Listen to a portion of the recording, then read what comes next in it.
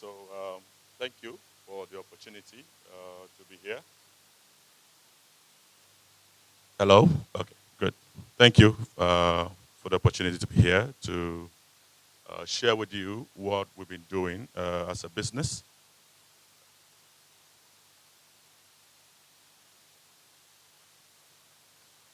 All right. So over the past 12 years, Tendency Professional Services has been at the forefront. We have been at the forefront of driving cybersecurity infrastructure and application solutions. We started off from Nigeria, and over the past 12 years, we have presence in Ghana. We've been here for the past 8 years, in Ethiopia, in Kenya, and in Dubai. And okay, that's fine. And generally, I mean, we have in excess of 300 strong staff across all these physical locations, driving our solutions across over 23 African countries. The challenge we face is that there is $1 trillion industry globally that is targeted at your price assets. And that is the challenge. And it's important that within the context of COVID, we know what is at stake for the malicious guys, for the bad guys out there. A lot of key, speakers have spoken about the trend. Government is doing a lot in its digitization agenda, trying to put the services online for easy access to all citizens. But that in itself has inherent challenge in terms of exposure. The more modernized your infrastructure, the increase in exposure to the bad guys. And across all the verticals, we are seeing cloud adoption, we are seeing moving all productivity tools into the cloud for most of the people, and COVID has exacerbated that trend. It's noted that in the last 12 months alone, email, the threat from email has risen exponentially. And it is important to, as you see this, you're asking yourself, where is my email? Who are accessing it? Where are they sitting? What can we do to ensure that we are mitigating this risk?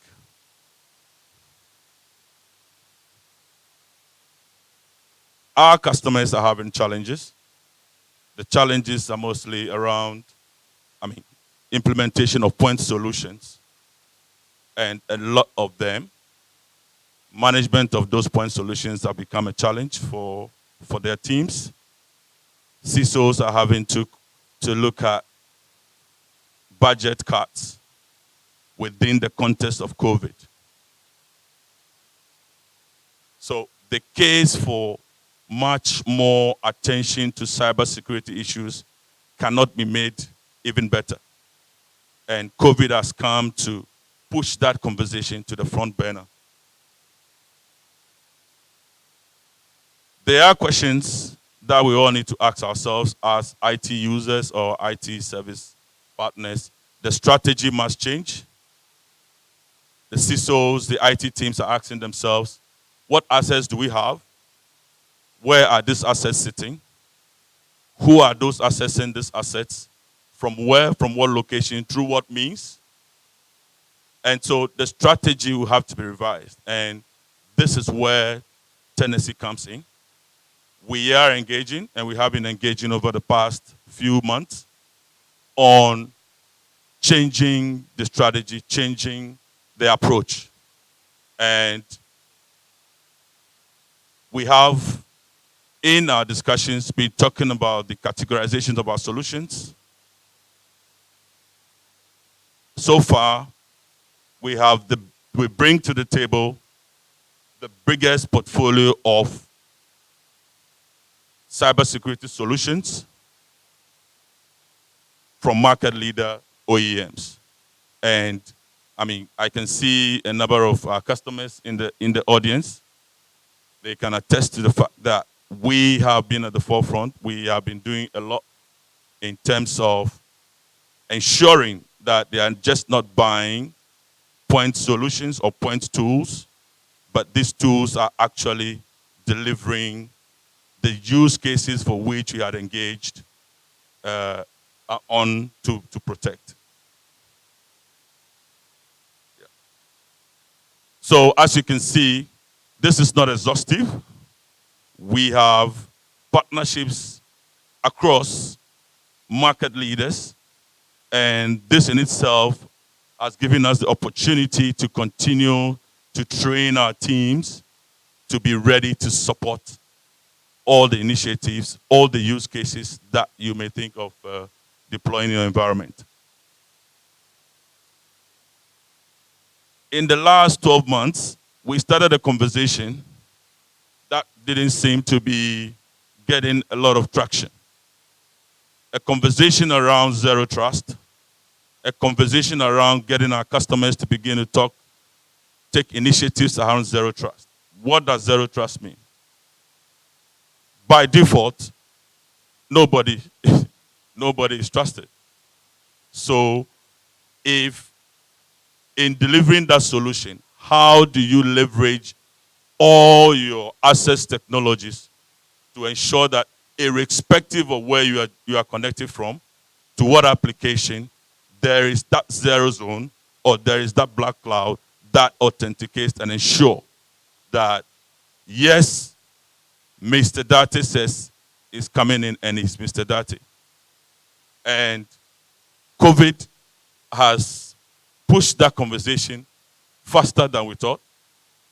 We are ready and available to engage on that, doing the zero trust technology the right way.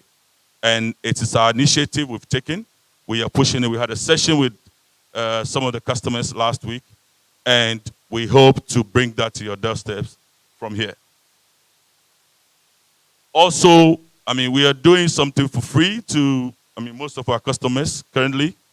Um, we want to know, just because of COVID, we want to help people to know where they are, their baseline. And then we are assisting them come up with a roadmap. This can be over a year, over 2 years, over 3 years, over 5 years, depending on where you are. And this exercise we are doing for free, and it's based on the CIS control framework. And I mean, so far, so very good. We are available to do this, I mean, throughout the rest of the year till the end of Q1 2021 for free. So you can reach us. We are located at East Legon, in our office.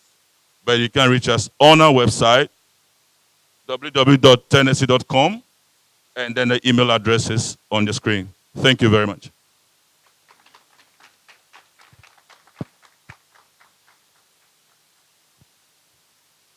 Thank you very much, Mr. Jonathan Date of Tennessee Professional Services Limited. We are grateful for that presentation.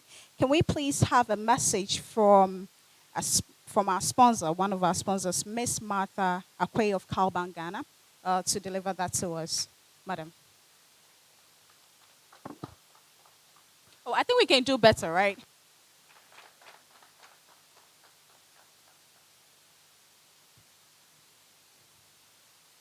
Good morning. My name is Martha. I said earlier on. My responsibility at Bank is the head of financial inclusion. What I do basically is to use digital channels to drive inclusion. And inclusion today has moved past unbanked and underbanked, and we are considering gender as well. So I think it's good to see a woman here driving financial inclusion. I've been asked to speak briefly on delivering a robust digital banking solution. Let me go straight ahead to talk briefly about the characteristics of a robust digital solution. Um, as a bank, as Bank, we are one of the key players in the financial sector. And when the Honorable Minister was speaking, he did mention the fact that banks are really, or the financial sector is a target for cybercrime. And that is, it cannot be overemphasized. It is true, and as a bank, we've taken um, key interest in ensuring that our solutions are robust and that we are protecting the bank and our customers. When we talk about robust solution, there are a few characters you can use to identify them. In terms of robustness, your solution should be able to facilitate a very comprehensive customer identification and verification process. This is how you get to know your customer, deliver a service, and make sure your customer is well identified and protected during transactions. Also, authentication options have to be very strong. And I'm referring to either a PIN-based authentication, a password-based, and even other biological traits that you can use to authenticate. Today, we are looking at facial recognition, we are looking at biometrics, and others. Also, a robust platform or digital solution should be open. When I say open, there should be the ease of integration. Ease of integration means that your system should be able to communicate using APIs, application interfaces, so that you are not strict and just a straight jacket. You don't have just a straight jacket solution, but something that is able to relate to other systems, or compatible, I should say.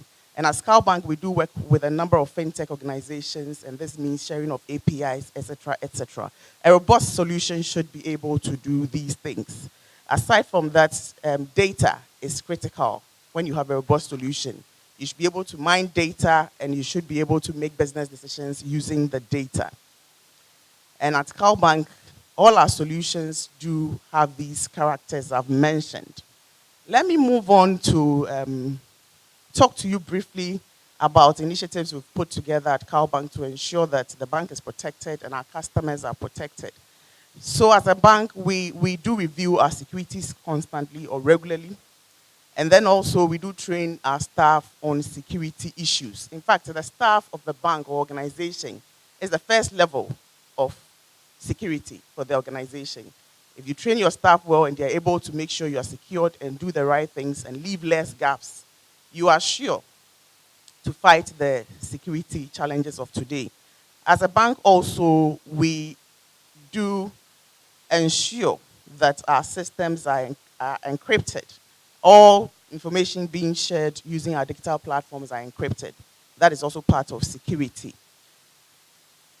As a bank, let me indicate here that we are PCI DSS compliant, which means your card data is protected. And we make sure that it is not available for unsafe hands to use them. We are also ISO 27001 certified. In fact, when Mr. Bruce was speaking, he did mention the security protocols. And as a bank, we have this in place. Having said all this, let me just introduce you to a few of our products that will be useful to you here, our prospective customers as well, and even existing ones as well. So as a bank, we do take security very personal. Having worked with other banks, I can tell you for sure, CalBank is very, very serious when it comes to security. And for that matter, our products do come with the utmost security you can consider. But of course, security is not static.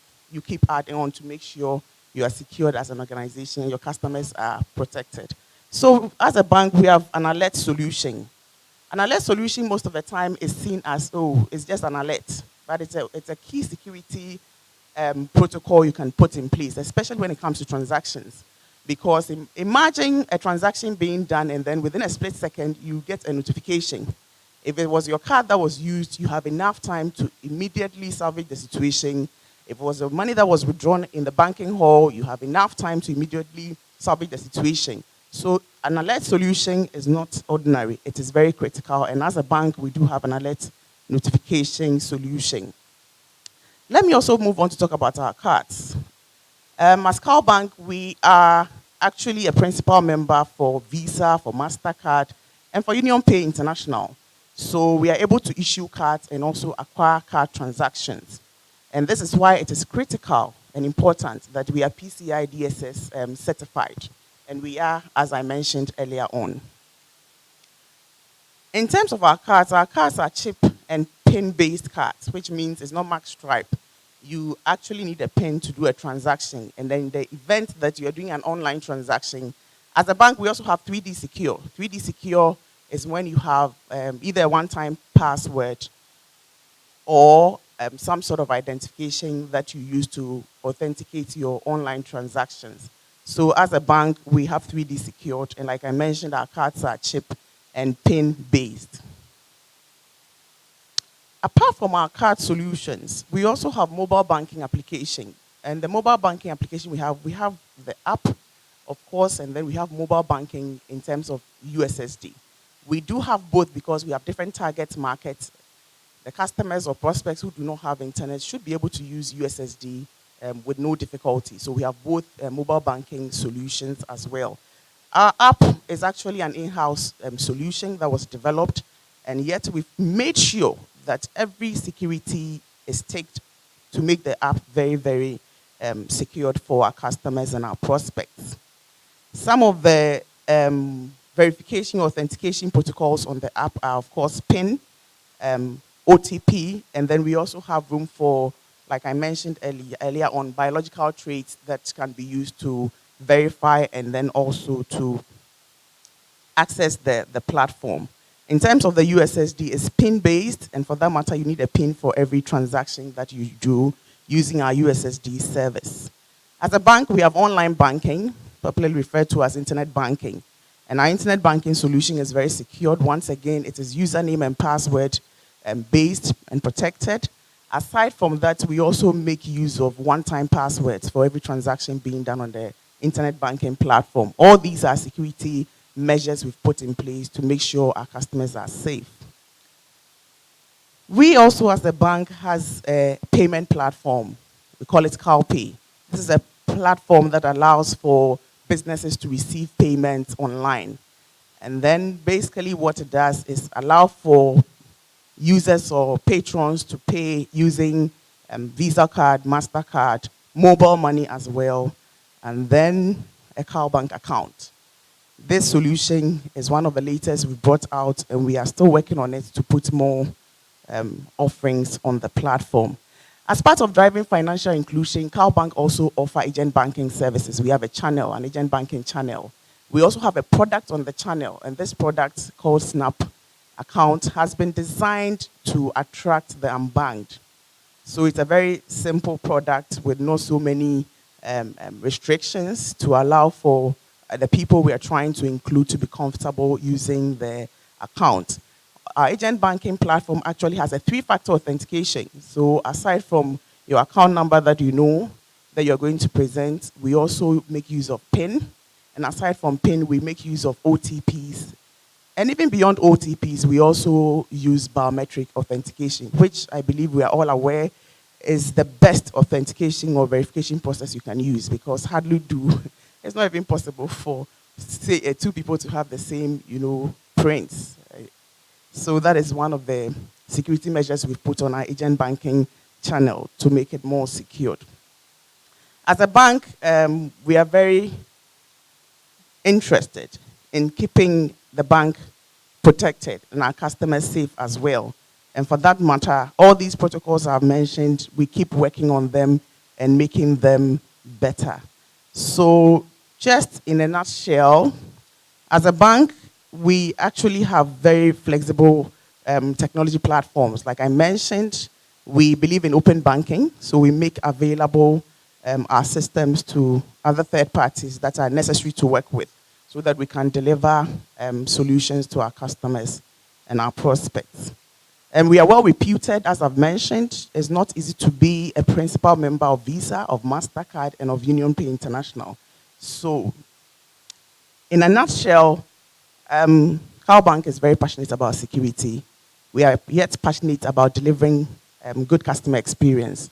And for that matter, we always do well to blend our customer experience and our digital solutions and security to make sure the customer is delighted. Thank you very much.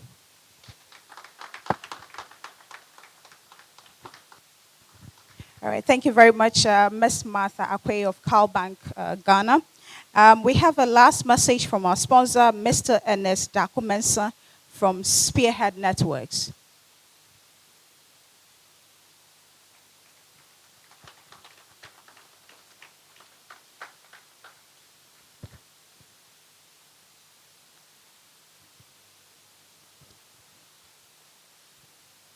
Good. I don't know whether it's morning or afternoon. Is it morning? It's a morning. Wow, that's great. I only have 3 minutes. That's so I'm just going to skew things through things, and then see what we can do. I'm Dakumensa Ernest. I'm the MD of Spear Networks. The company was established in 2007. We are one of the top cybersecurity companies in Ghana. We have partnered with over 300 cyber technology giants in the world. We do quite a lot. We have worked side by side with these cyber technology companies. Sorry, please.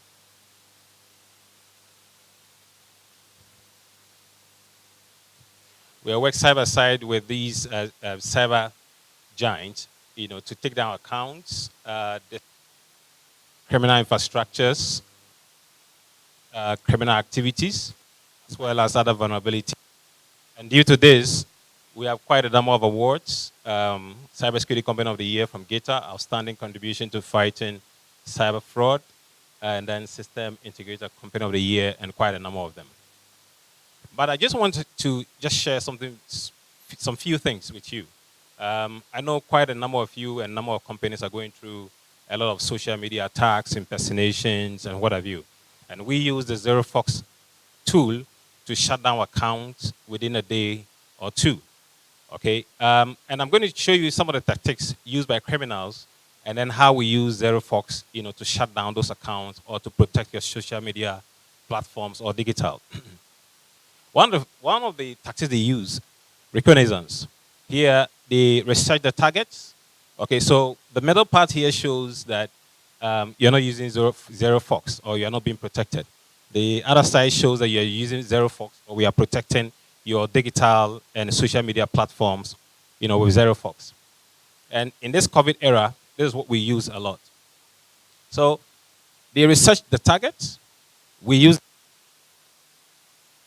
and educate employees. Here we use our employee protection. Then the next thing they do is that they explore the vulnerabilities. Here we strengthen security posture with social media account monitoring and best practices. Here we use our social media security best practices for this. The next thing the criminals will do is dark web chatter. Here we gain visibility into attacker forums and early warning to emerging threats. Here we use our deep and dark web monitoring. The next step, what they do is they weaponize the platforms. All right. Here they impersonate the profiles. We use the Zero Fox platform, this tool, to receive automated alerts of fake accounts or sites leveraging your brand. Here we deploy our brand protection solution to protect your brand.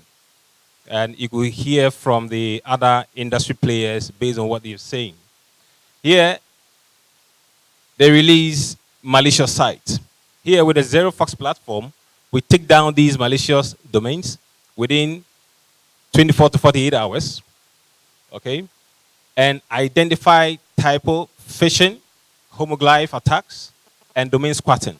Here we deploy our domain protection and then our takedown as a service. Then over here is rogue mobile apps. Here we detect and take down unauthorized mobile apps. Here we use our mobile app detection. We do this for a lot of banks, okay, and protect their mobile apps. The other thing they do is delivery. Here they deliver malware, all right, on social and digital. Here we block the malware links in messages or content. Here we use our executive protection, okay. And then here they send malicious messages. Here remove nefarious or inappropriate posts and images. Here we also deploy a content moderation optical character recognition solution. Then the next delivery mode is to conduct email attack. Here we detect and prevent malicious emails targeting your employees as well as your customers. Here we do our phishing campaign detection. The next one, here they do exploitation, installation, and command and control. Here they hijack thread.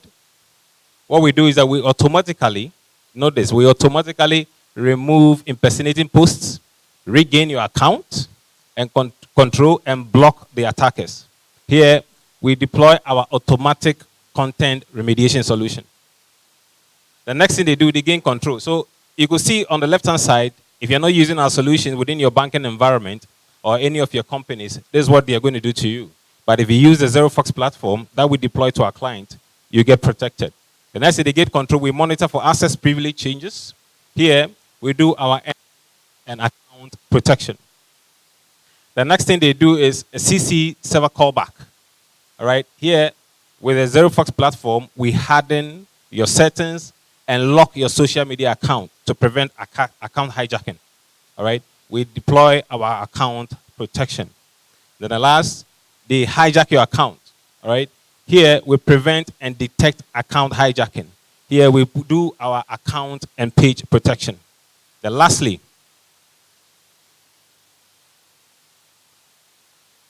hello? Lastly, now, these are the actions on the objectives. Okay, so if you're not using the tool, you damage they damage your reputation. Here, we prevent them from doing that. What we do is that we discover and correct brand and trademark abuse. Okay, we deploy our brand protection to protect your social media and digital platforms. The next thing is that they monetize your data. We detect credit card, images, or posts, selling credentials, cards, or stolen intellectual property. Here, we do our consistent monitoring on forum and dark web detection, object detection solutions. The last thing they do, if you're not using our tool, they defraud your customers. Here, what we do is that we remove or hide fake or unauthorized product listings. Here, we deploy our product protection and marketplace monitoring. So this is a wonderful tool we've been using. I wish I had the time to take you through other technologies that we can do. Go to the last but one, please. One of the questions I want to ask, how do you know your phone has been hacked? Do you know that your phone has been hacked? How are you able to tell? Sometimes you see your phone starting or rebooting. Sometimes it gets hot. Sometimes it just freezes. How do you know that your phone has been hacked? Sometimes we deploy our automated crash forensic solution to do that. You travel, you come back, we do these tests to check whether your phone has been hacked or not. I'll go into that later on. If you want to reach us for a POC, we can do that as well. But I want to, because of the COVID era, I want to just go through this briefly. There's our breach and attack simulation solution. And this is a remote workforce playbook coverage. This is how we go about it. And I want us to look at it within the context, let's say, of a bank. All right? A bank employee who is working from home, okay? Our team also in the office to protect that remote worker. Here, with our breach and attack simulation solution, our two safely execute proven breach and attack simulation scenarios across the entire cyber kill chain. What are we trying to achieve? We're trying to check whether your security configurations are intact. We're trying to make sure that at least we are able to do certain vulnerabilities found within your configurations and your security infrastructure. Okay? We do this automatically and at scale to determine where security is working as expected and uncover areas where specific attacks will break through current defense configurations. So this helps to validate and improve your security control. So we look at these 5 areas that we do our breach and attack simulation. And we do this throughout the year. I mean, we don't do it quarterly. We don't do it every 6 months. We do it throughout the year, 24/7. So from the network side, what we do is that we simulate both indicator and behavior-based attacks. Example, outbound C2 communication. Okay? And a representative set of attacks for infiltration attack. Example, malware propagation, and then remote exploitation. So we have to do all these on your network. The second part of the thing is that we check your DLP platform to they are intact. So we simulate multiple techniques. Hello? Hello? Yeah. So we simulate multiple techniques to validate the detection and prevention capabilities of your DLP controls. Okay? Example, data exfiltration, improper permissions, and unencrypted communications. Okay, now within the COVID era too, we simulate a range of malicious attachments. All right, over here we're not going to whitelist it. We're not going to whitelist any IP. All right, as it is, we're just going to push quite a lot of traffic through your network to see if your users will be tricked or not. Yes, you have your security awareness, postures in place, but we're still going to do this as well. So we simulate a range of malicious attachments. Example, zip tar, PDFs, docs, and what have you, and phishing emails from extensive and growing list of malicious domains, okay, which we specifically link to coronavirus outbreak. We use this tool very well to check the defenses, okay, of your environment. Then the next thing we do is your endpoint, okay, because your endpoints are far away from the office. This is what we do, all right. We simulate multiple infection attacks, example, phishing, drive-by downloads, okay, ransomware and Trojan. Okay, to validate the host controls are in place. We want to make sure the user's device, the security controls you put in place, they are intact. All right. Then the final thing is a VPN. Normally, our brother said something about zero trust, and we need it. We need that here as well. Many people think that when you deploy a VPN solution, criminals cannot get in. It's happened, and it's unfortunate. I would have brought a video for you to see how criminals are able to bypass and steal data even through the VPN network. All right. Here, what we do is that we simulate a representative set of attacks for literal movement. Okay, attempts. Okay, example: brute force exploit, VPN vulnerabilities. Okay, and phishing VPN credentials. We can do that easily. Okay, and other remote exploitation techniques. So what I want to share with you is that at Spearhead, we do quite a lot. We've helped quite a number of companies. We shut down a number of infrastructure, criminal infrastructures that have been set up, to disrupt the operations of genuine companies. And we've helped them to stand tall. We've protected their network. And because of that, we stand tall. And what I want to say is that we are ready to do POCs. You can reach me. Please, you can go to the last page so that they can get my email and then phone number. You can reach us. We can get you POCs. And normally we don't say POCs, we say POVs, proof of value. All right? We want to show you value. So reach us and we can get this going. Thank you very much. Thank you very much, Mr. Ernest Dakumensa, Spearhead Networks. So you can reach them. Thank you. You can actually reach the contacts and get talking to them to assist you on anything that you need. It's time for us to move to the panel discussion. As you can see, our theme for the National Cybersecurity Awareness Month 2020 is cybersecurity in the era of COVID-19. COVID has actually accelerated the use of digital platforms. But what are the risks associated with the use of these digital platforms? And we would be having a panel discussion on COVID-19 and cybersecurity. Our panel members will be helping us to do this as Mr. Kofi Asafu Edu from the Ghana Domain Name Registry. I think he will be joining us virtually. We also have Mr. Michael Kofi of Standard Chartered Bank. We would also be joined by Mr. Eric Akwe of Surfline Ghana. I think Mr. Akwe is here with us. Mr. Akwe, could you please join us here? Or join me here, I beg your pardon. Oh, can we please give him a hand of applause, please?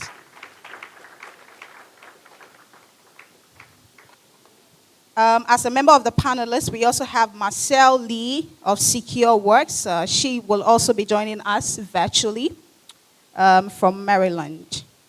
And then we also have Mr. Gabe Goldhish of Zero Fox. I don't know. I don't think he's here with us. He will join us virtually as well. Now, the moderator for this session is Mr. Albert Uenchi Dankwa of Stanbic Bank.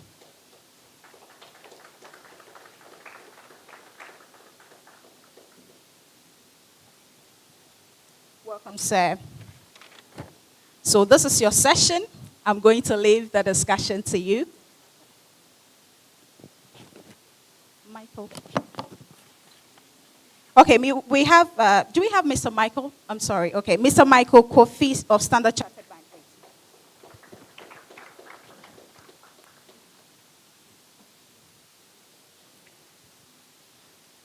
All right, so ladies and gentlemen, let me remind all of you that we are streaming live on Facebook, Cybersecurity Ghana, as well as YouTube, National Cybersecurity Ghana, National Cybersecurity Center Ghana.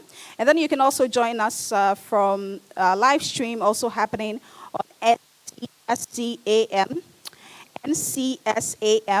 TV.live, and join the live feed if you're not here with us. Thank you, Mr. Moderator. Mr. Albert Uenchi.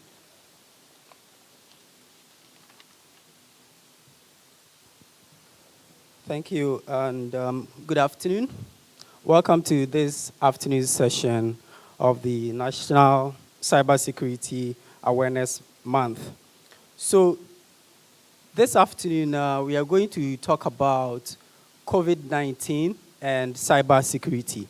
We are going to explore how cybersecurity has been affected by COVID-19 and how we can actually use cybersecurity to enable business during this pandemic.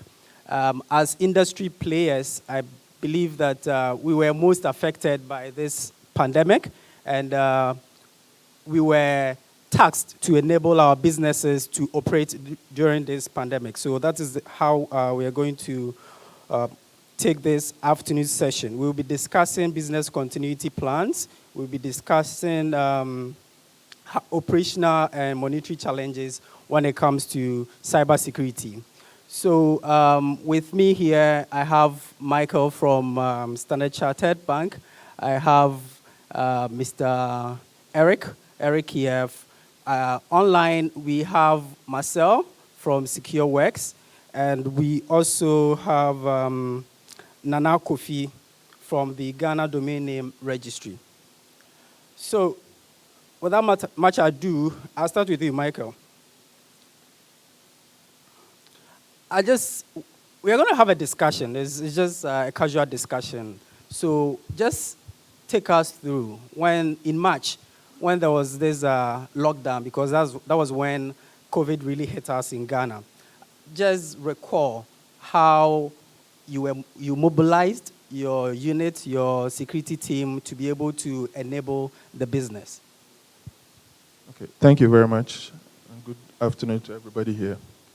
All right, so with Standard Chartered, we are fortunate to be operating as part of a group. So for us, most of these started before March. We've had other parts of our franchise having, been impacted. So we actually started some simulations in February, thinking through and anticipating a lockdown. So what we did was that we have the infrastructure in place because we were already practicing some form of work from home arrangement. So for example, I used to work twice a day, 2 days in every week at home. So what we had to do was immediately try to simulate the capacity, because now we're going to think of a full lockdown for 100% or maybe 90% of staff. That meant an impact on our infrastructure. We have several of these controls in place, but we needed to test it. So we started those simulations just to be sure that if we do 50%, we'll be okay. We do 70%, 80%. So we spent the most of February and early part of March doing those kind of simulations. And we were ready. And we even started doing some form of alternating for our staff. So 2 weeks in, 2 weeks out, that kind of arrangement. 1 week in. I think most organizations are doing it currently. So before the lockdown was officially announced, to some extent, we were ready. However, we also need to consider that, like I mentioned, there were things we had to quickly address, irrespective of the fact that we were kind of ready. For example, the capacity of the infrastructure. We were talking about zero trust. Zero trust is very key. You need to consider that, excuse me, you need to consider that the endpoint and the user becomes your new perimeter. So the traditional thinking where you look at the network as your secure place goes out the window when you're thinking of work from home. So if I'm going to send X number of people home to work, am I sure that the PCs or the devices they are using is secured enough, and how they are accessing the resources on the network are secured enough? So those were the kind of things we were considering. All right, thank you, Michael. Eric, Selfline. So during the pandemic, I think data usage was at its peak ever, if I am not mistaken. So tell us, what was your experience during this period, and how were you able to mobilize your team to deliver? Okay. Thank you very much, and good afternoon, ladies and gentlemen. So, when the lockdown happened, what we actually realized was a huge surge in traffic. So, ordinarily, if you have your systems in place, what you probably want to do is you need to monitor in terms of capacity, whether you have enough resources to be able to onboard every customer to meet their data demands. And so if you know how a typical telco or LT infrastructure is, your capacity starts from the radio access network, your backhaul, which is the transport part, your core network, and then your ISP. So these are the four main domains where you need to monitor your capacity very, very, very well. Now, what we realized was that the moment the lockdown started, a lot more people started working from home. And that means that there is, from the onset, a surge in traffic from the very outskirts of the network, which means that your corresponding backhaul should be enough to be able to support it. The advantage that we had was that the initial dimension that we have for the network was such that it was built to handle twice the capacity as it stands today. So we quickly mobilized, asked all the teams, the performance management team, to look out for areas where ordinarily you will expect some level of congestion because the traffic has surged. Today, if we look at the trends, you realize that the same period, 2019, we are doing almost about 40% more in terms of traffic, which tells you that a lot more people, even though now the number seems a little bit down, companies are still not taking the unnecessary risk of making people come to office. So we still have a lot of traffic coming from all the outskirts. So I would say we have put in a lot of resources. The good thing we also had was that in terms of the ISP capacity, what we did with our service providers was to have some relationship with them. So usually they offer what we call bestable capacities, where they will allow you to go beyond your original capacity in terms of emergency, so that they will now open up the pipe for you to consume, and then you will now sit with them and then determine how much all these capacities will be moving forward. And then you do, of course, the commercial arrangement, and that becomes the supporting infrastructure to assist with this. Wow, wonderful. So, Nana Kofi, let me come to you. Eric tells us that data usage was at the maximum level ever, and they had to, in fact, go beyond. So, from a domain name registry point of view, from a Ghana perspective, what did you see during this period? Did anything stand out for you guys, and what can you share with us?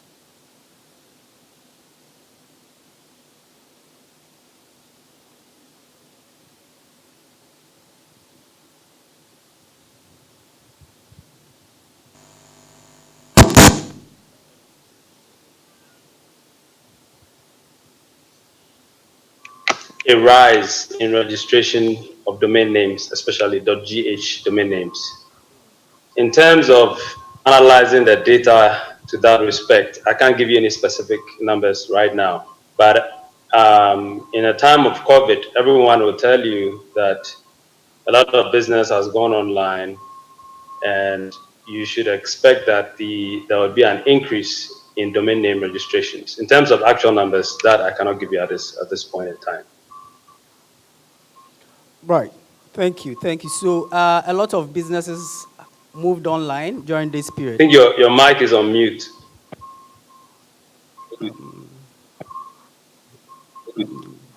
Yeah. Can you hear me now? Yeah, can you hear me now? Yeah, Yeah, I can can you hear hear you. me now? Right. Thanks. So thank you, Nana Kofi. I will come back to you Thank you, shortly. Nana Kofi. I will come back to you shortly. Thank you, Nana Kofi. I will come back to you shortly.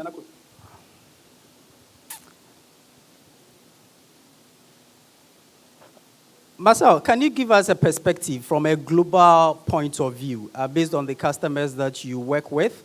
And during this pandemic, just share with us. Our panelists here have given us what they went through in country. So, from a global point of view, can you share with us some of the happenings?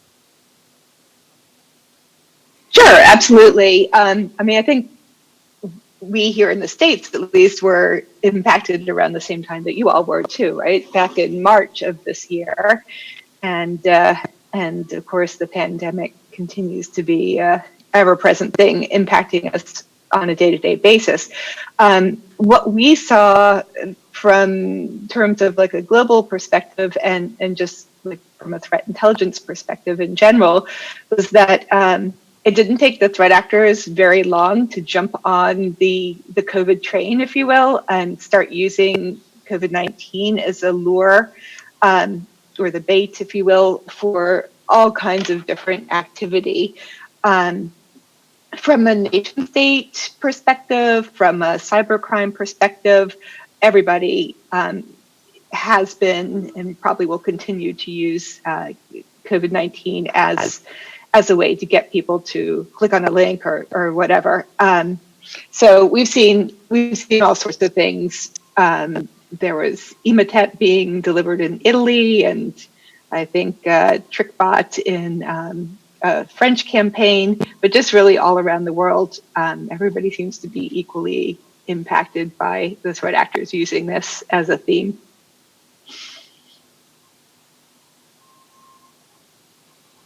Thank you, Marcel. Let me come back to you, Nana Kofi. So, with the increase in the domain name registrations, from your organization's point of view, I hope you can hear me. I hope you can hear.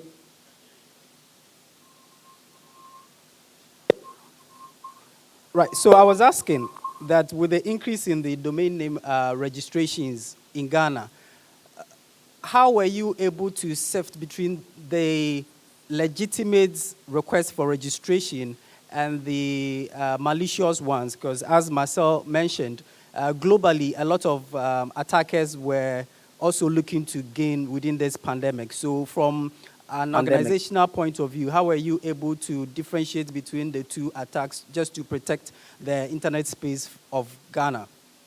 Space. Well, I think that when it comes to registrations, there's a very strict process of ensuring that whoever is registering is who they say they are, their address, their bank account, and whatever who is information that they provide for the registration process. So at the point of registration, there is no real way of determining whether a registration is malicious or not.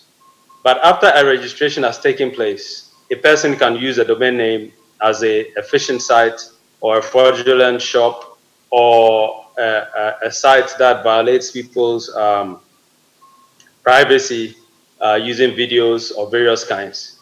And at that moment, when that is found out, that is when the possibility of taking that domain name down becomes a reality. But at the point of registration, it's very hard to actually tell whether this is a malicious domain registration or something that is being done in good faith.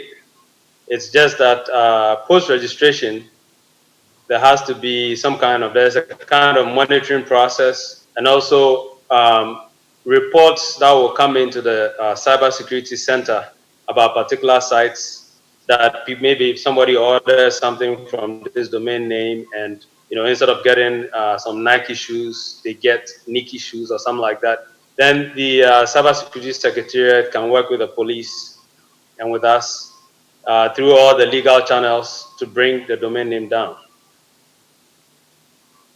All right, great. Thank you.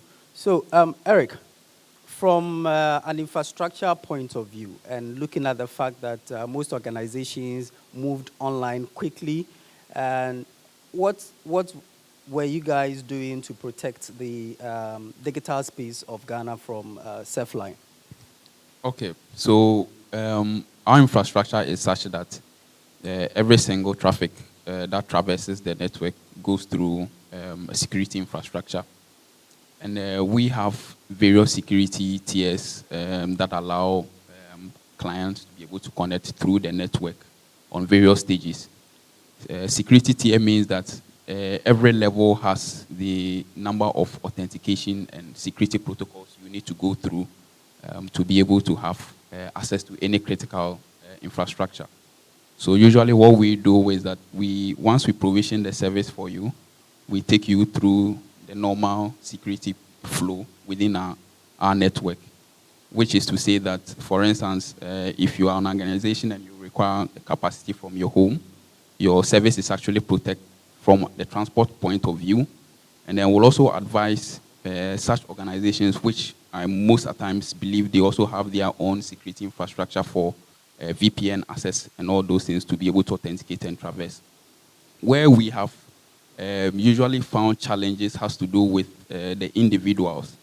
So for instance, people who connect from home with their personal laptops instead of organizations are usually the most people that are at serious risk, in the sense that if you are using your personal laptop, then chances are that the protocols that exist within your organization that you have to go through when you have an official device to connect to the network actually changes.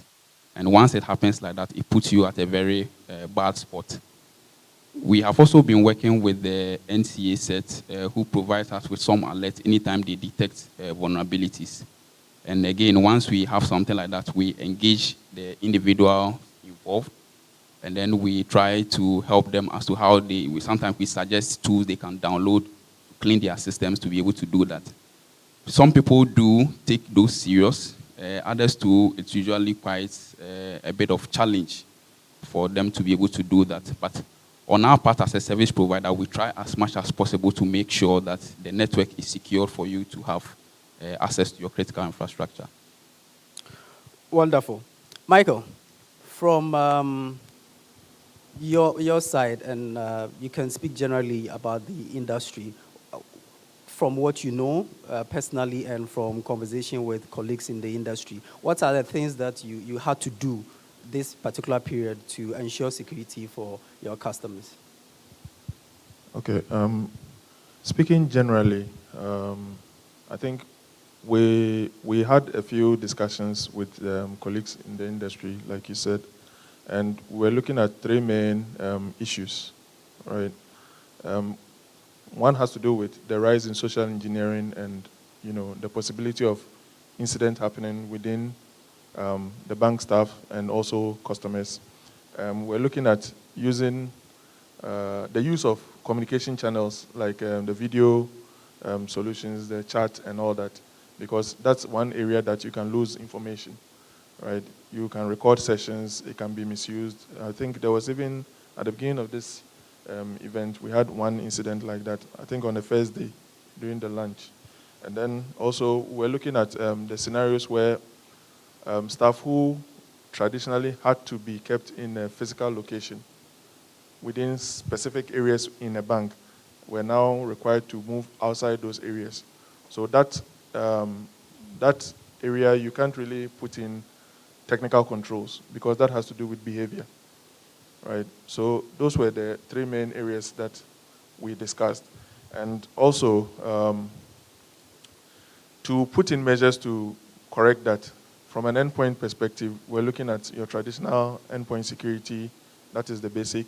We're looking at everybody to make sure that their VPNs were working correctly to allow a secure channel from the work from home environment to the office.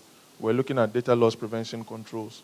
So things like not allowing people to move data across, if they were using company-issued devices, ensuring that the data stayed on those devices, not allowing them to move them to USB, to print, etc. And also looking at security monitoring. Security monitoring.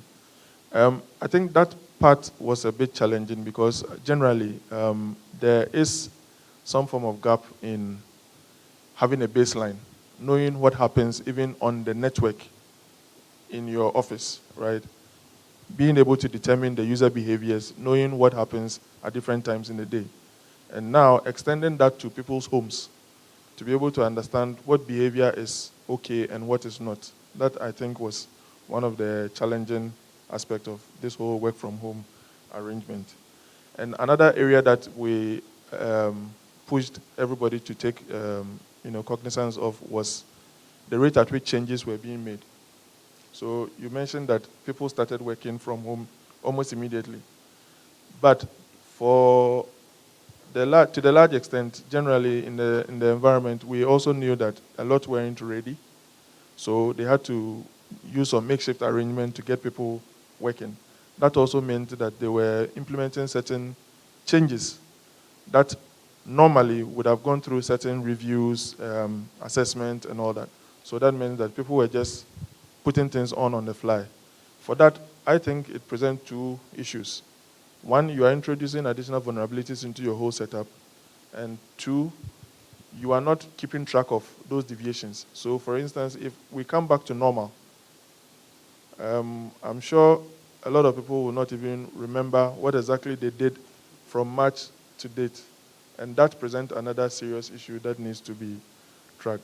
So I think I'll pause here if there are any further questions. Right, I will come back to the last point that you made, but let's hear from Marcel.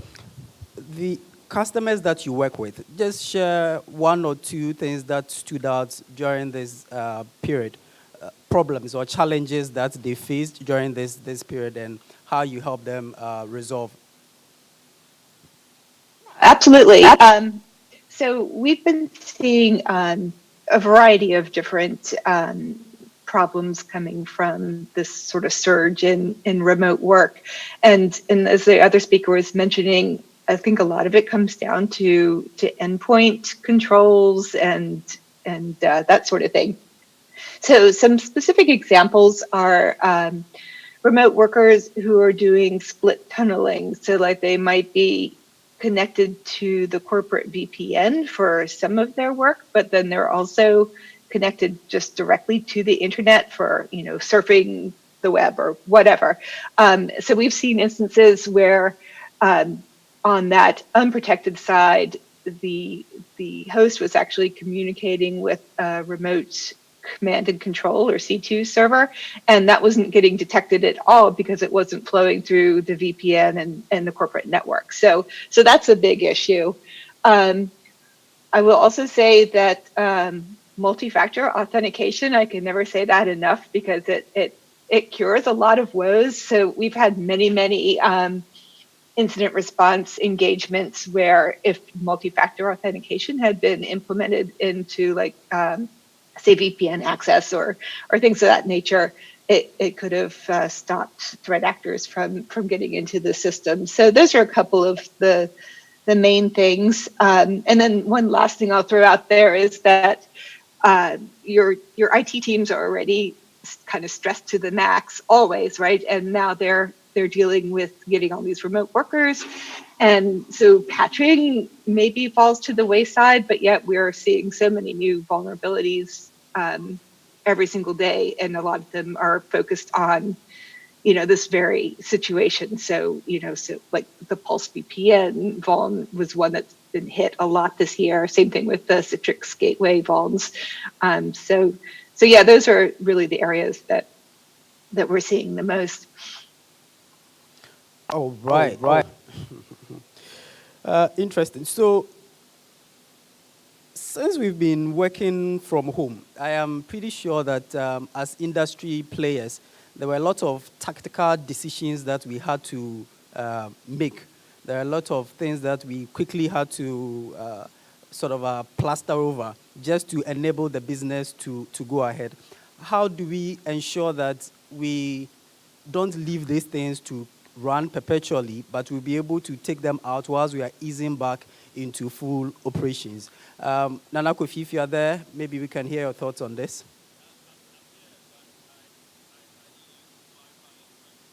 A bit more, if you don't mind. Can you hear me? Yes. Could you clarify your question? Yes, I was saying that when we moved into this working from home situation, there were a lot of tactical controls that we had to put in, a lot of tactical decisions that we had to make, which wasn't probably part of our strategy to start with. Now, how do we ensure that all of these tactical things we put in, we'll be able to correct them and make them into some strategic controls whilst easing back into full operations? Okay. I think that because there was a lot of working from home, we needed to pretty much change our way of work. So, for example, like meetings had to have more consistent dates and times, and we needed to sort of standardize our email communications and other forms of digital ways of reaching out to each other. Going forward, I think that a lot of work is still going to be online, it's still going to be virtual. Cloud adoption has increased. So what is going to happen is we're going to have to take a lot of lessons from this period and apply them into the new working, the new way of working in what is now the new normal. So that's what I can say. The other thing is we have to have a new respect for data in terms of the storage of data, making sure that data that is sitting in our servers is encrypted, and data that is being sent across is also encrypted, because since there's a lot of virtual work, data can easily be intercepted and stolen if it's not taken care of properly. That's my view on that. Eric? Okay, so just to continue from where Kofi left off, it is most important that we try as much as possible to secure our most critical data. First of all, making sure that backups are very, very secure. That is the most critical part of every network infrastructure, because data is key. And then also making sure that systems that connect remotely are properly authenticated. Multi-factor authentication has come to stay. The era of COVID-19, whichever way you look at it, like we always say, has become the new normal. And from what we see within the industry, it is not something that is going to change. Like I said earlier on, if you look at what is happening in Ghana, you realize that in terms of case count, things have gone down a bit. But a lot of corporate organizations are still trying to hold off whilst they make sure that the necessary infrastructure has been put in place to make them work very well. In our case, for instance, as an organization, what we have also done is that every system that you connect to, because we are an IT firm and we work on very critical infrastructure. And so if somebody needs to even execute something, maybe a request comes from a customer is having an issue, you need to log into a system and then troubleshoot. We try as much as possible to ensure that there are not less than 2 minimum jump host systems that you need to get to before you have access to your critical system. In the sense that once you do your remote login, you first of all have to authenticate on 2 different sets of jump hosts. You log into one jump host, you authenticate with your user credentials, then you go into a second jump host, and that jump host will now have access to the key infrastructure that you are trying to access. Because what you wouldn't want to have is for somebody to be able to breach your network in terms of security, and that spells a whole lot of disaster. So moving forward, it is something that we think it is going to stay. What we'll have to do moving forward is to ensure that some of these things are monitored closely. Monitoring is key in every single security infrastructure. Without monitoring, a lot can happen. So it's the most important thing that you have to make sure that your organization have. And so moving forward, we'll have to make sure that every single thing that connects remotely to any single network has the necessary monitoring tools to be able to, first of all, detect alerts. Alert will always pop up. If you are using CM tools, you realize that every single time you have a critical alert, you are notified and then you act on as quickly as possible. Because like we all see, this thing is going to stay for quite a very long time, and we have to bring it into a mainstream of our normal working life moving forward. So that is basically what I have to say on that. All right. Thanks, Eric. So during this pandemic, what I noticed was that the traditional organizations, we've been trying to go digital, go online, but we hadn't fully deployed. But full online businesses like online schools and those kind of people were not affected. Now, Michael, just tell me, from an organizational point of view, how do you think that we are going to transition from brick and mortar kind of organization to fully digitized institutions? I mean, we probably will still have some brick and mortar, all right, but then how do we move some of our critical systems online to be able to still stand the test of time when going into the future? Okay, so personally, I think that in terms of the digital transformation, any organization that is still operating today has already probably moved 5 years ahead of their time in terms of their planning. They probably were thinking through it, they probably wanted to do it, but they had never had the boldness to actually get it done. I see schools running online sessions now. I'm not sure even if you sent a proposal to them in January to consider it, they would have, been interested. But they are doing it today. So that means that everybody has had to move. Those who didn't move are probably, not running at the moment, waiting for the pandemic to go over. So that has already come to stay. I'm not sure it's going to change. There are benefits to it. I think that we can still harness the benefits that it comes with. But one other thing that I probably need to mention is that everything done with the proper planning would go very far. If the business continuity practices, maybe we didn't have the opportunity to delve into it properly, but we are here. Now that we are here, we can consider other scenarios that can come up. We can make it more resilient. Decisions that were taken in March, in February, in April, probably now is a good time to go back to those decisions, itemize it, see what we need to formalize as a strategy, because you mentioned the tactical decisions that were made. Some of them have to evolve into proper strategy and properly implemented. And I also think that organizations need to get the right resources to assist them to get it done. This is not going anywhere. Work from home, I think, in my opinion, has come to stay. The things we are doing today, we'll go on doing it. We might go back to the normal times, but to a large extent, all these new ways of doing business, all these new ways of reaching out has come to stay. Thanks, Michael. Marcel, your thoughts?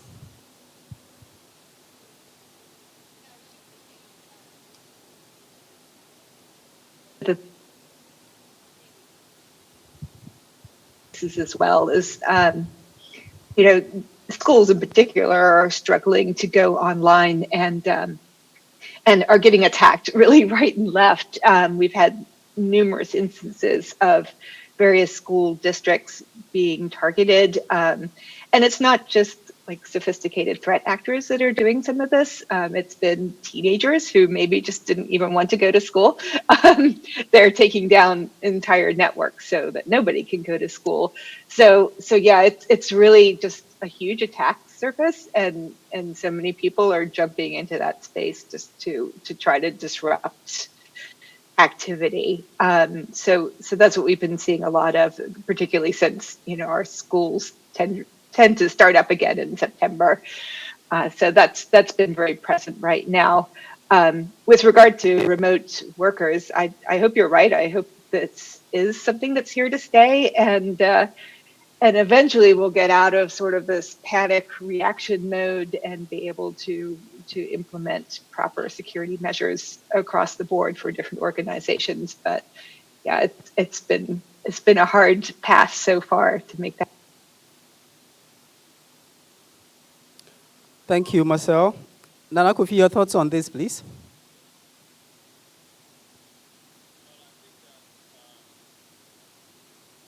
Organizations that are currently not virtual, that are trying to go virtual, it's going to take some time for them to really understand what how to manage a virtual environment in their brick and mortar ways of doing things. So they're going to need to engage government for help. They're going to need to engage private companies that specialize in these kind of things to help them to set up the security aspect, and not just the security aspect, but even the operational aspects. Because even organizing a Zoom meeting, as much as it's a simple thing as getting on video, there are a whole lot of nuances that have to be practiced to ensure that it works properly.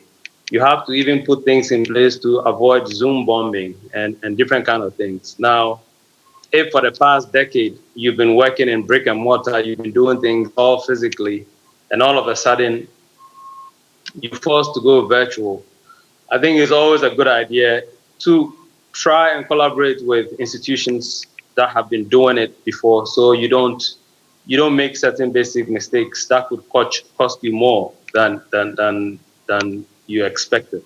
So I think it's a good thing that they should go virtual as much as they can, but they should also try and do it in consultation with the government, and also it's also a chance for certain SMEs in the space to write proposals, to do trainings, and make themselves available to these kind of institutions, and help them to get on the right digital or virtual footing as soon as possible.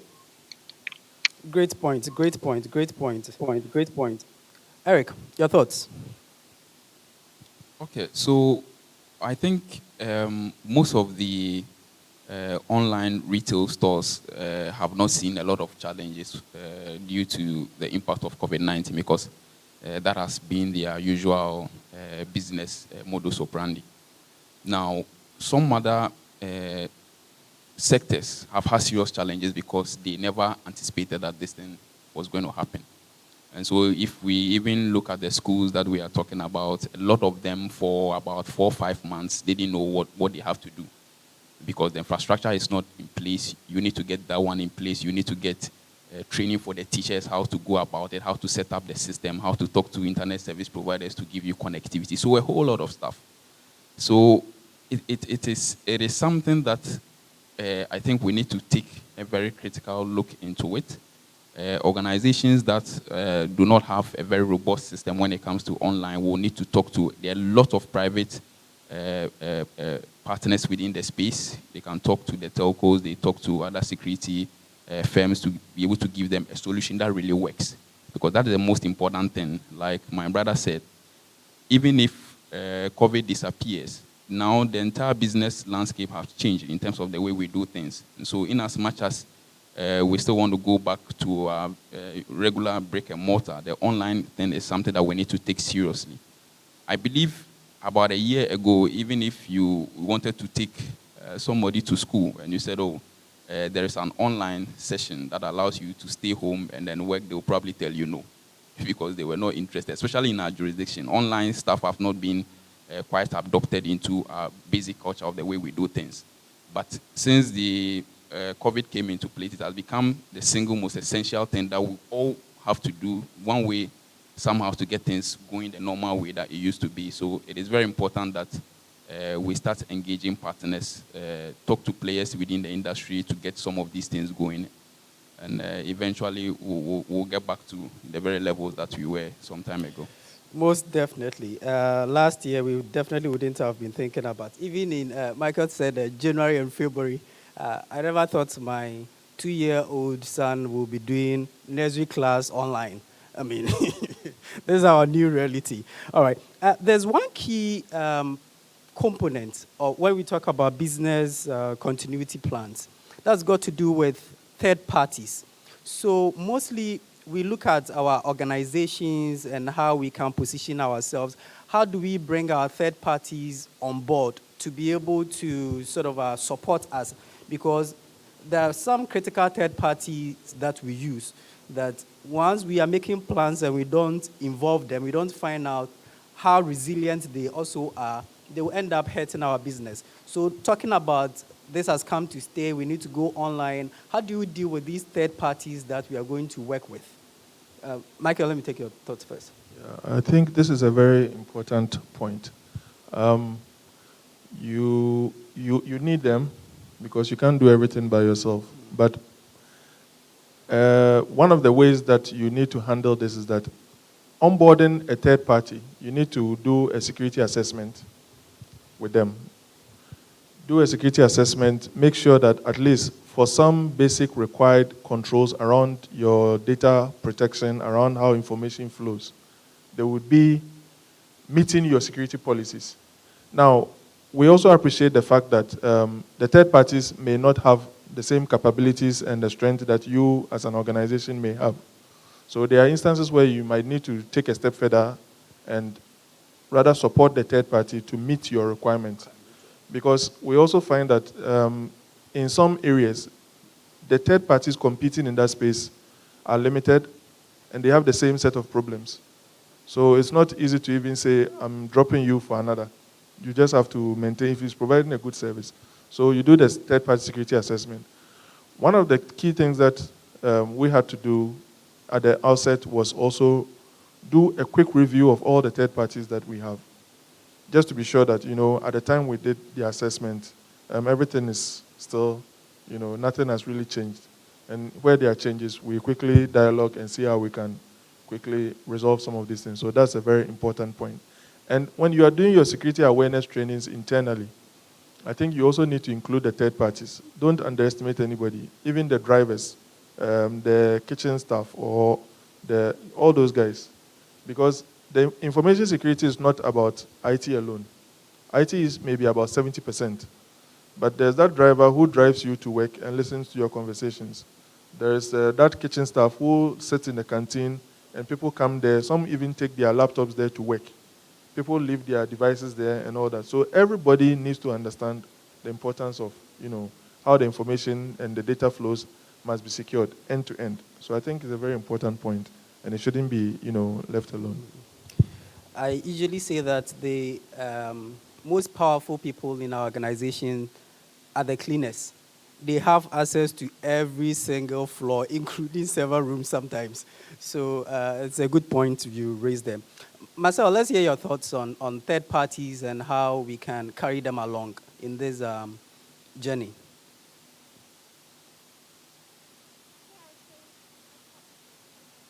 And this is really just kind of a repeat of what was already said, but having those service level agreements in place with them, so you're clear on who's providing security, who's providing, this, that, and the other. And then the training piece, I wanted to kind of carry through that thought too, because I'm definitely an advocate of intelligent cybersecurity awareness training, or all kinds of awareness training. And I think that we make the mistake sometimes of offering our users a stick instead of a carrot. So they're not really involved in the process of security when we need them to be, like even more so right now. So having meaningful programs that are incentivizing users to make the right decisions versus penalizing them for not making the right decisions, I think are much more successful.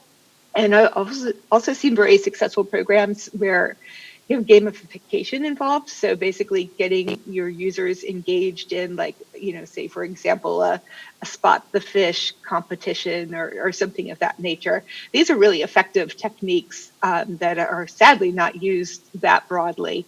And you can bring your third-party providers into this picture as well. So, it's how do you interact with this particular provider in a secure fashion versus not in a secure fashion. Okay, thank you, Marcel. So I think it's very clear on the panel. We've all agreed that we have to fully digitize and then create that opportunity for business to continue, irrespective of whatever pandemic comes to us. So finally, let's look at what challenges are we likely to face in this new era that we want to usher ourselves into. We want to be prepared not only for COVID. We don't know what will happen tomorrow. There could be another pandemic with a funny name. But I think now it's clear to us that we need to be fully prepared going into the future. Hitherto, when you were doing risk assessment, there are certain things that you would say highly unlikely. Now it looks like all those highly unlikely things need to be fully looked into and then consider them as fairly likely or likely. So with this mindset, what are the challenges that we are likely to face if we are to move our operations fully digitized? Let me take your thoughts, Eric, first. Okay, so investing in digital infrastructure, it's quite expensive. But one thing that I know for sure, especially when it comes to security, there is nothing so expensive than when you have an attack.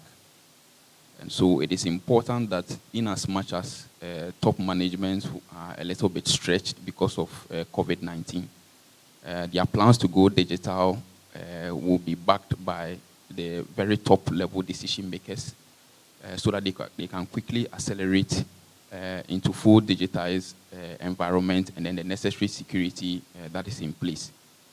My experience that I have dealing with, I usually deal with service providers, I deal with corporate entities, and of course, the individuals who also connect on our network. In the area of security, you realize that people have a little bit of lackadaisical attitude when it comes to things that involve network security. And so when you even provide a service for them, it becomes very difficult for them to adopt. So today, as a service provider, if I want to sell a service to a customer, I usually have a lot of add-ons in terms of security, backup solutions, and all those things. And you'll be surprised enough that when you take those things up there, you end up, because those are like boxes that you take. So you see they untick almost all those boxes, and then they leave the basic connectivity part, which makes it difficult. It gives you a sense that we have not fully understood the risk that we intend to face if we don't adopt a security posture with our businesses. And so it is very important that we take that seriously. The education part is also important. Aside the monies and all those things, we have to invest a lot in terms of education. Recently, when I heard the news about what happened in Uganda with the mobile money operators, I'm like, these are some of the things that you don't have to wait for them to happen before you take action, because the impact of that is going to cost you more. I mean, if we are all aware of the NotPetya ransomware attack that happened, it cost the entire world over $10 billion in terms of revenue. So it tells you just one single server that's got a backdoor, somebody got a backdoor entry into it and then deployed the malicious source code. So it's something that we need to let especially management be aware that it's very important that as we go digitize, we have to invest a lot in security, because the price you have to pay when you have an attack far supersedes what you have to invest. in terms of infrastructure. Great. Nana Kofi, your thoughts on the challenges we are likely to face and how we can navigate that? Well, the challenges we are likely to face are many, but I have 5 of them here off the top of my head. The obvious one is cybersecurity, and I think that right now one of the problems I'm seeing in cybersecurity is the fact that the Bank of Ghana has a lot of money and is able to implement all the cybersecurity. All the banks have money. They are able to implement all the cybersecurity structures to protect themselves. But if a small company out there can be hacked to collect data about people, then all the big walls of the banks are useless. So there should be a way of sharing resources so that even smaller institutions are still protected, so that they cannot be used as the weak gate into the big castle, so to speak. Now, the second thing I want to talk about is about training, as was mentioned earlier, but by Marcel and other speakers. The training should not only be in the skills, or awareness of, spotting a bad link in an email or, seeing a phishing website. It's also about an attitude towards cybersecurity. I'm sure in many offices, people pass around, pen drives. Pen drives are the biggest source of, ransomware and different kinds of Trojan horses that get into people's machines and then get onto the network's servers and cause havoc. So training should not only focus on just the skills and awareness, but also on the attitude towards cybersecurity and take it very, very seriously.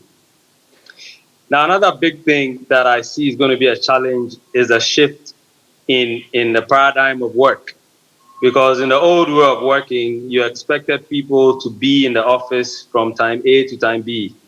Now that people have to work from home, how do you ensure that somebody who is not physically at the office is actually doing their work? I mean, the person who is supposed to be at the office that is at home should be doing their work. But at the same time, there has to be a way of ensuring that this virtual work is also being done. And this is going to be a huge challenge, both from the point of view of maybe employers who are not used to this paradigm, and also employees who have to adjust.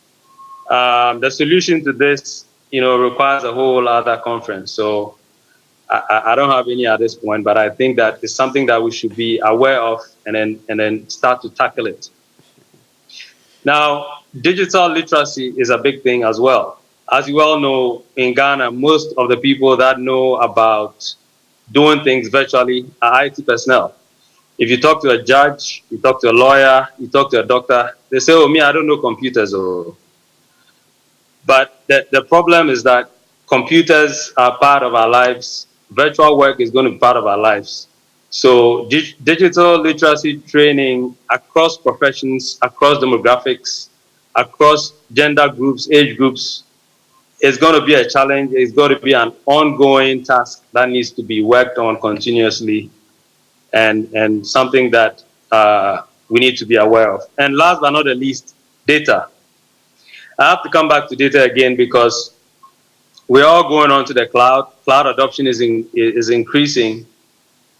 But the question is, if you go onto the cloud, where is your data being stored? If it's on AWS, it's being stored with Amazon in Amazon servers abroad. If it's on Microsoft Azure, it's being stored abroad somewhere. If it's on Yahoo, it's being stored abroad. We need to have more local data centers in Ghana. Because if your data is being stored abroad because you're doing cloud adoption, there can be situations where legal things need to be sorted out, but Ghana law does not apply to data being stored on another man's land. This is a challenge that needs to be addressed. Thank you. Thank you, Nana. He said it requires another conference. Marcel, let's hear your thoughts on this, and we'll take Michael's comments last. Marcel.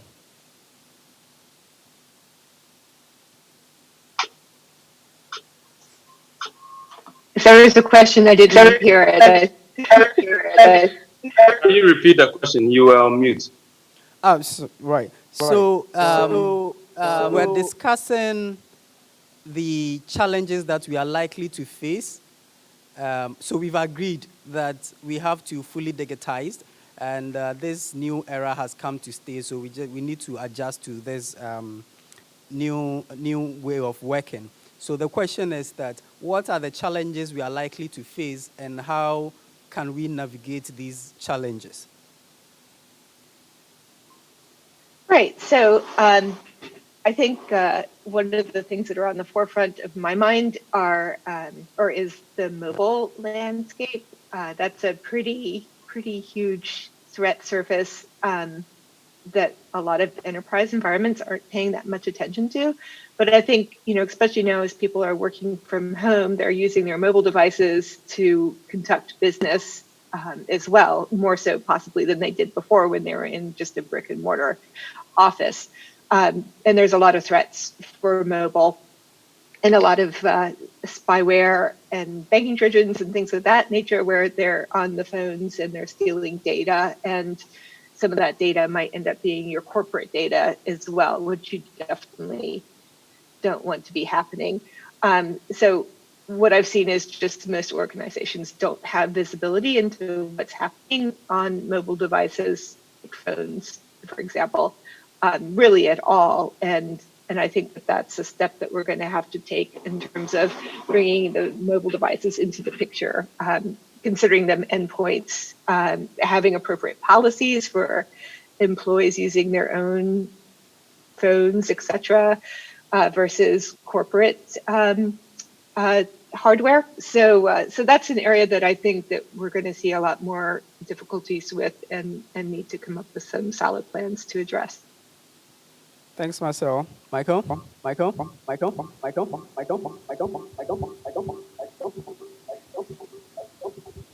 Okay, so I think Kofi said something. The challenges are many.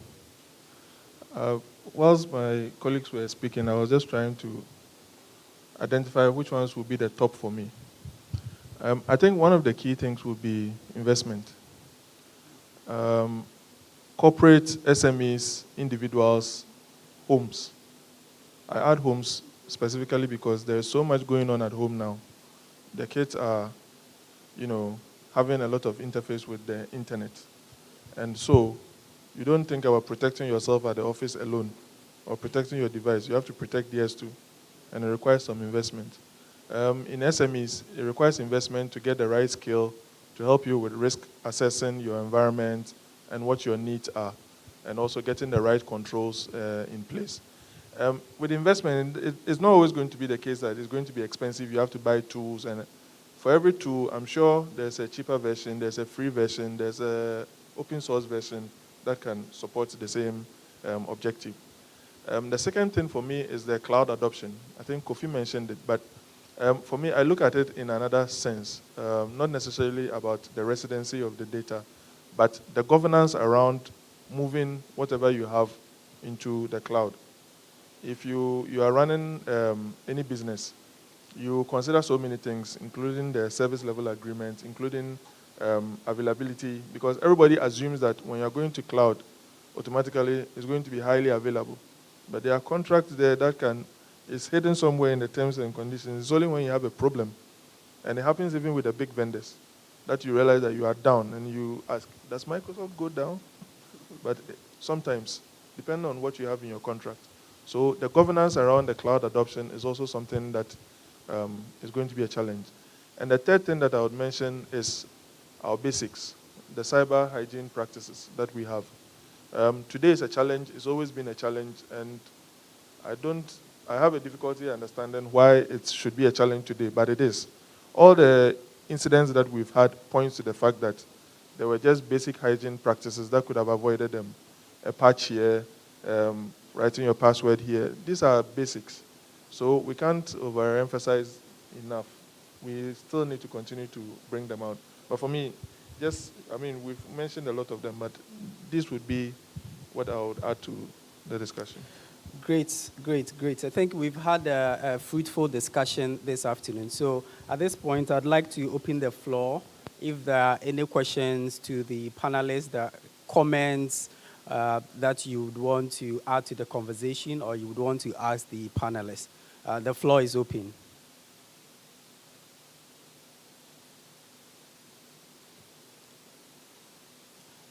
Yes, sir.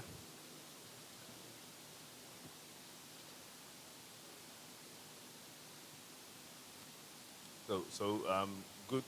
I think it's still morning, right, or afternoon? Good morning or good afternoon. It's anyway. afternoon. My name is Alex Sintoa. I work for EITBS. So one of the, and this is a cybersecurity discussion and a really good one. Thank you very much for organizing this. One of the things that kind of always falls short a bit is the senior management involvement in discussions around cybersecurity. So, in my experience, I realized that most of the CEOs, CIOs might not be involved in discussions like this. So, what I mean by that is that their view of what needs to be done on the cybersecurity level is totally different from the view of what the CISO has. Now, this brings a lot of problem. I mean, one of the things is like when you seek funding for a project, for example, it becomes a big problem because they are thinking, okay, maybe you need to do something small. You are thinking, okay, no, this is something that we really need to invest into and actually get to the bottom of the problem. So funding becomes a big problem because of the fact that some of our senior managers, might be CISOs, might be CIOs, might be CEOs, are not actually aware of what it takes actually to solve some of these problems.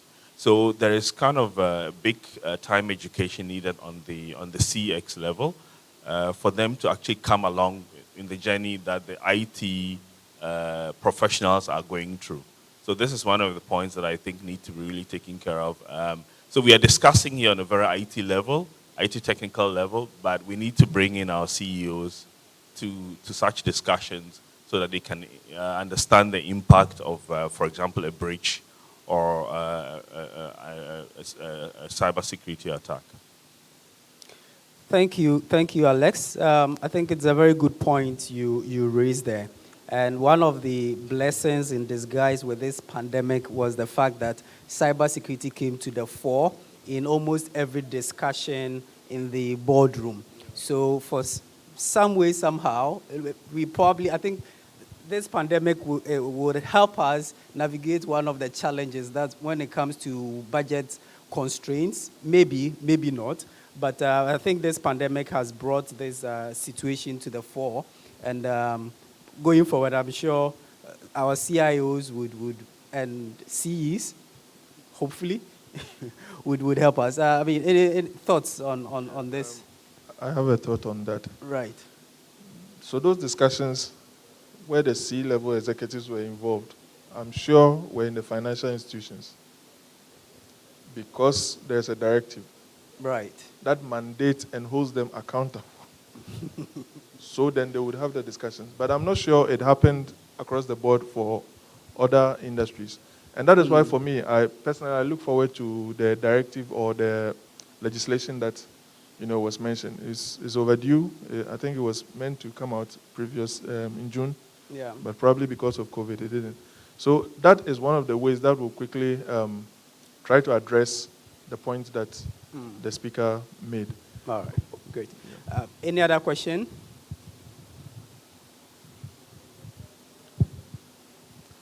Well, on that note, I would like to thank you guys for this fruitful discussion. I think it's been a wonderful discussion, trying to understand what happened in the industry during this period, the challenges we faced, how we navigated some of them, and what the plans are going into the future. So, Mr. Kofi Asafu Edu, Ghana Domain Name Registry, thank you very much for gracing this occasion with your thoughts and your knowledge.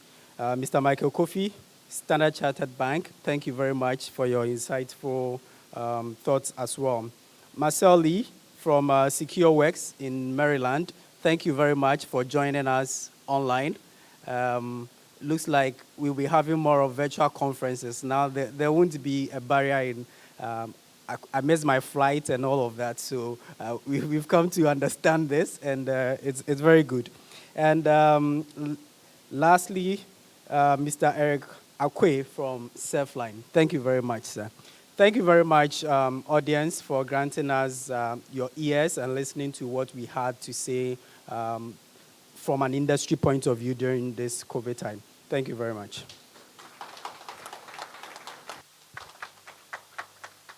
Thank you, thank you, thank you. Mr. Albert Uranchi and the team. We're very grateful for that insightful discussion. And to all those who joined us virtually, thanks once again. So I think you can take your seats now.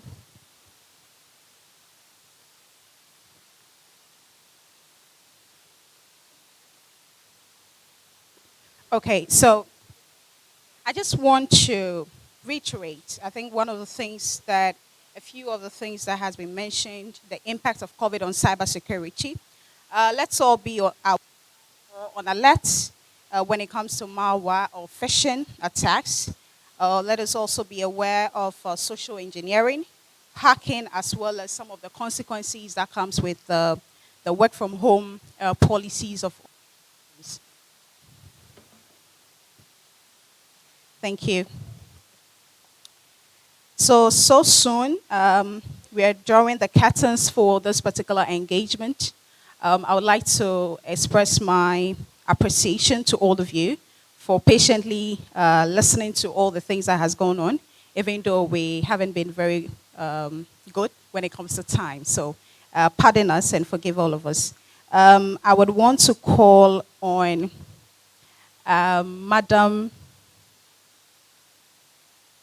I'd like to call on Madam Audrey to give us the closing prayer. Madam Audrey doesn't want to pray, so. Okay, can I have someone do this for us? But before we move on, let me remind all of you that this doesn't end the session for the week. As I mentioned, this is the first day starting the business-related cybercrime, cybersecurity engagement.